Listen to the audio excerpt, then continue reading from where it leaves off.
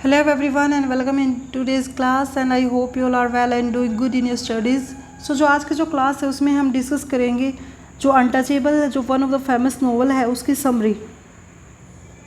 So untouchable is written by Mulkraj Anand and it published in 1935. So जो untouchable है वो जो सोशल रियलिज्म,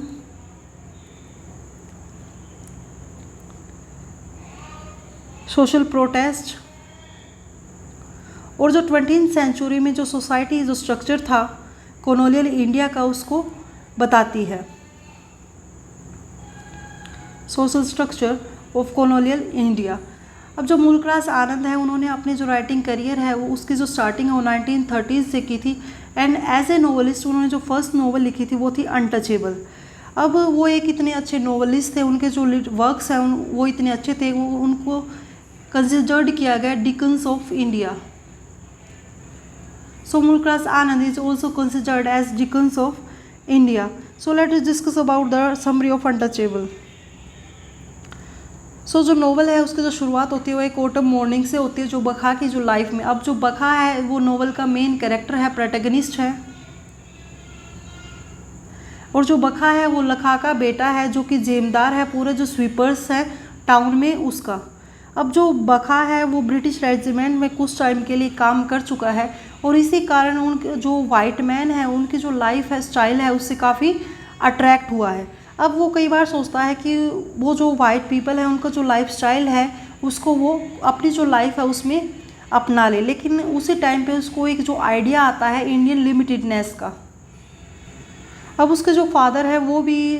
उसका जो आइडिया है जो एक्स्ट्रावेगेंस है उसको अच्छा नहीं मानते और उसके जो आउटकास्ट जो बॉय हैं उसी के जो एज के जो बॉय हैं वो उसको चिढ़ाते हैं उसकी जो इसेंट्रिक जो ड्रेसिंग है उसके कारण और उसको एक टाइटल देते हैं पीपली साहिब का. वो अपने जो फादर है उनको हेट करता है क्योंकि वो उसकी जो मॉर्निंग है उसकी शुरुआत करते हैं अब्यूजिंग से, लेकिन he loved his mother because his mother offer him hot T with love. अब वो उसी टाइम पे अपनी जो स्वीट मेमोरीज़ है उसको याद कर रहा होता है, तभी जो हवलदार चरत सिंह है उसकी जो आवाज़ है उसको आती है. अब जो हवलदार चरत सिंह है वो एक हॉकी प्लेयर है 38 डोगरा रेजिमेंट के, जो कि उससे कहते हैं लैट्रिन है उसको साफ़ करने के लिए और उसको अक्यूज़ करते हैं कि उसके बुलाने से पहले ही उसने जो लैट्रिन है वो साफ़ क्यों नहीं किए.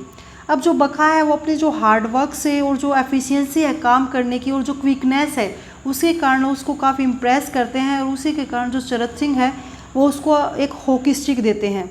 क्योंकि उसको लगता है कि उसको one of the best player hockey player से हॉकी स्टिक मिली है, इसलिए वो काफ़ी ऑनर्ड फील करता है. अब यहाँ पे ये जो एपिसोड है वो दिखाता है जो ट्रेट है सर्विलिटी की बखा की उसको, लेकिन एक्चुअली में यहाँ पे जो वीकनेस है जो लोअर कास्ट के जो लोग हैं जो मार्जिनलाइज और ओप्रेस्ड जो पीपल हैं उनकी जो हेल्पलेसनेस है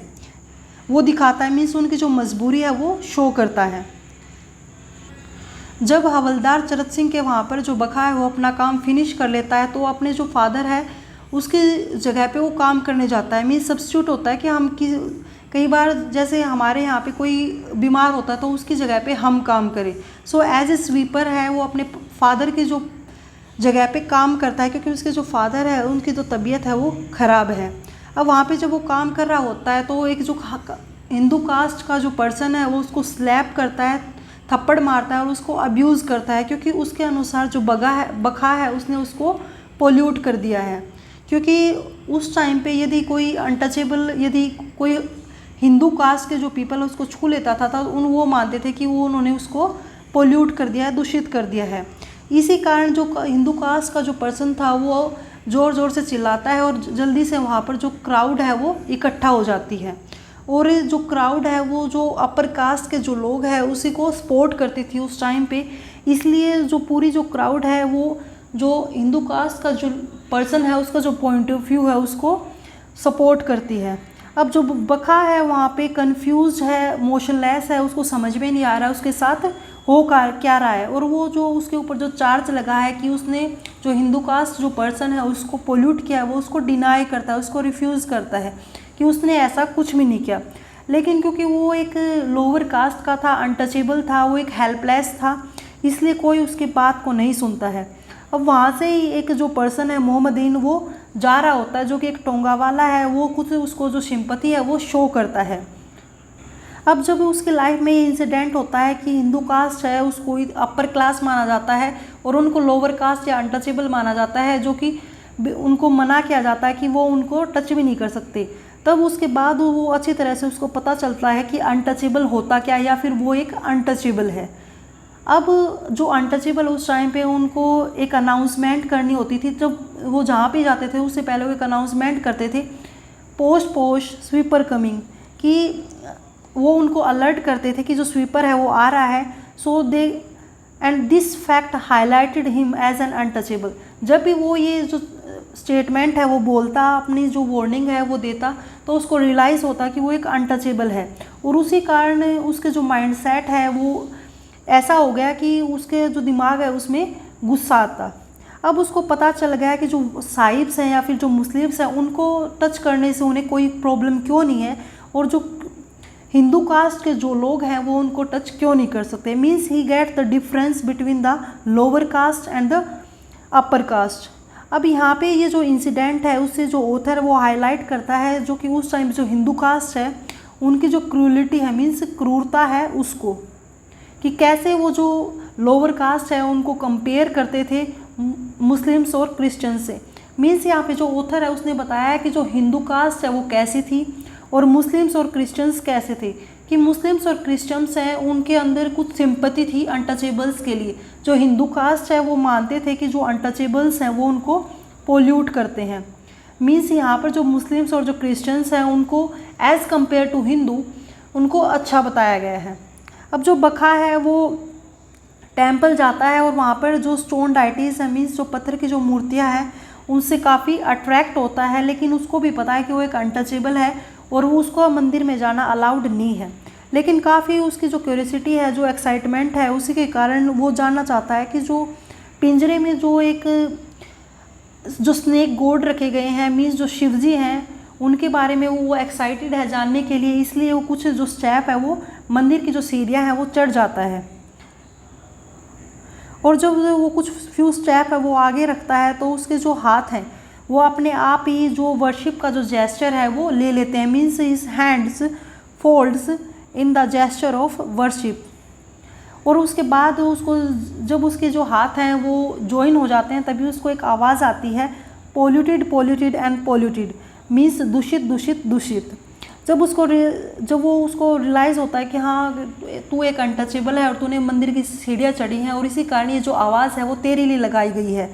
तभी उसको अपनी जो सिस्टर है सोहिनी वो वहाँ पर दिखती है और वो उसके पास जाता है और जो पूरी जो क्राउड है वो उसको घेर लेती है, क्योंकि उसने जो मंदिर का जो होली टेम्पल है, जो पवित्र जो मंदिर है, उसको दूषित किया है। लेकिन जब वो वहाँ पर जाता है तो उसको पता चलता है कि सोहिनी के पास कुछ और है उसको बताने के लिए, और जब वो उसके पास जाता है तो सोहिनी उसको बताती है कि जब वो जो पुजारी है, मंदिर के जो पुजारी हैं, उसका जो घर है, वहाँ की जो लेवेट्री है उसको साफ़ कर रही होती है, तो जो मंदिर है उसको अब जो पुजारी है वो उसको मोलेस्ट करने की कोशिश करता है। और जब वो वहाँ पर बाहर आके उसको प्रोटेस्ट करती है, उसका विरोध करती हैं, तो जो वो कहता है कि जो सोहिनी है उसने उसको छुआ और वो पोल्यूट हो गया। अब यहाँ पे जो ऑथर है वो बताता है कि जो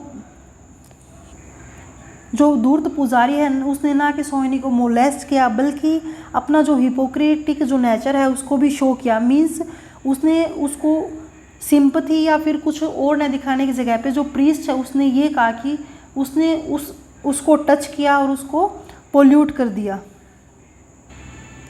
अब जो बखा है जब अपनी सिस्टर से सुनता है कि जो प्रीस्ट है उसने उसको मोलेस्ट करने की कोशिश की, तो उस चीज़ से वो काफ़ी परेशान हो जाता है, उसको काफ़ी गुस्सा हो जाता है। लेकिन उसको ही पता है क्योंकि वो एक लोअर कास्ट है या फिर अनटचेबल है, इसलिए वो हेल्पलेस है कि मीन्स वो कुछ भी नहीं कर सकता।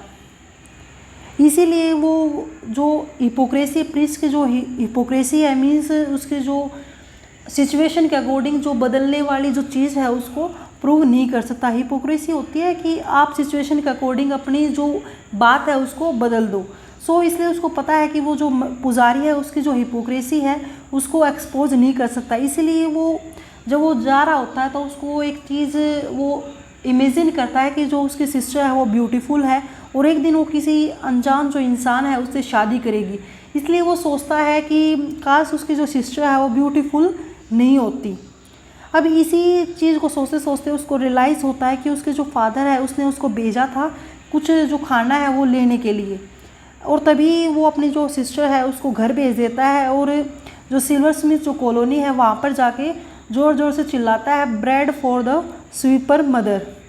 कि वो कहता है कि भाई कोई मेरे को जो रोटी है वो दे दो। अब वो जैसे रिक्वेस्ट करता है, उसकी जो रिक्वेस्ट है उसका कोई भी जो रिस्पॉन्ड है वो नहीं करता, मीन्स उसको कोई भी जो खाना है वो नहीं देता, क्योंकि वो घूम घूम के थक गया होता, अपना काम कर कर के थक गया होता। इसलिए वो एक जो घर है वहाँ पर जाके एक जो वुडन प्लेटफॉर्म है उसके ऊपर वो बैठ जाता है। तभी वो जो घर है उसकी जो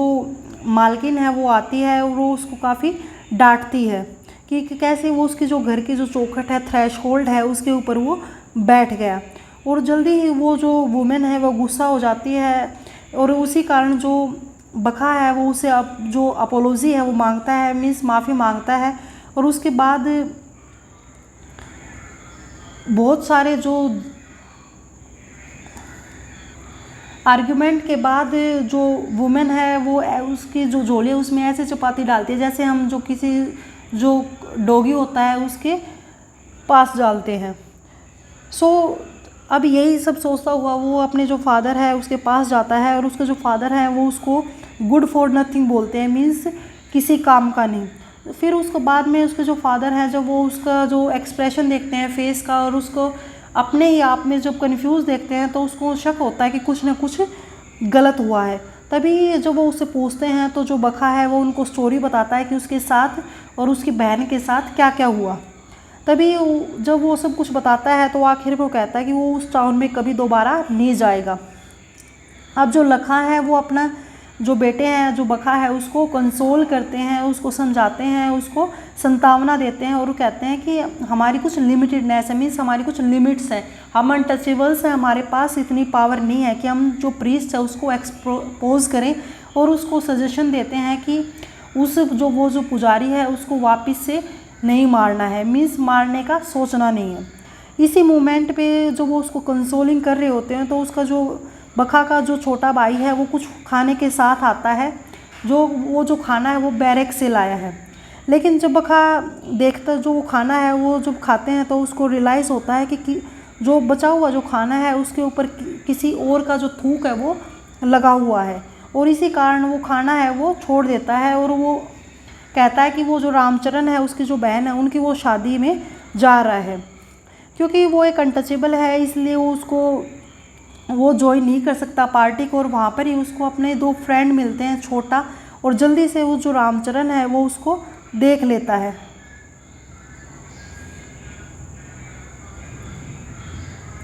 अब जो रामचरण है और जो छोटा है वो दोनों जो बखा है उसको हॉकी प्ले करने के लिए पूछते हैं, मीन्स हॉकी खेलने के लिए पूछते हैं। अब जैसे ही वो उसको पूछते हैं तो वो जब साथ साथ जा रहे होते हैं तो उनको रियलाइज़ होता है कि जो बखा है वो काफ़ी नाखुश है, मीन्स अनहैप्पी है, और इसीलिए वो उससे कारण पूछते हैं। तो उसको बताता है कि जो मंदिर में जो पुजारी है उसने उसकी बहन के साथ क्या क्या किया। इसलिए जो छोटा है और रामचरण है वो डिसाइड करते हैं कि जो मंदिर का जो पुजारी है उसको वहीं पर मार देंगे। लेकिन जल्दी उनको अपनी जो लिमिटेशंस है वो रियलाइज़ होती हैं और उनको वो चीज़ है अब समझ में आती है कि वो उनके लिए असंभव है। इसीलिए वो बाद में जो बखा है उसको कहते हैं कि वो उसको कल मिलेंगे। अब जो बखा है वो नेक्स्ट जो मॉर्निंग है उसमें चरत सिंह को मिलता है और जो वो अपना जो काम है वो करने के बाद जो चरत सिंह है उसको टी और कॉफ़ी है वो ऑफ़र करते हैं। और इसी जो चरत सिंह की जो काइंडनेस है उसी की वजह से जो बखा है उसका जो मूड है वो काफ़ी ठीक हो जाता है, मीन्स वो खुश हो जाता है। अब वो जो चरत सिंह है उसके वहाँ से काम करके जब निकलता है तो जो मिलिट्री बाबू हैं उसके जो दो बेटे हैं वो चाहते हैं कि जो बखा है उनके साथ हॉकी खेले। इसीलिए जो उसके जो दोनों बेटे हैं वो उसके साथ हॉकी खेलने चले जाते हैं और उसी दौरान जो उसके जो मिलिट्री बाबू का जो छोटा बेटा है वो हर्ट हो जाता है, इसीलिए जो बखा है वो उसको अपने घर में ले आता है। जब वो घर में लेके आता है तो वो उसको ट्रीट करता है, तभी उसकी जो मिलिट्री बाबू है उसकी वाइफ को पता चलता है और उसको अक्यूज़ करती है कि वो क्यों उसको अपने घर पे लेके आया, मीन्स अनटचेबल के घर पे वो उसको क्यों लेके आया।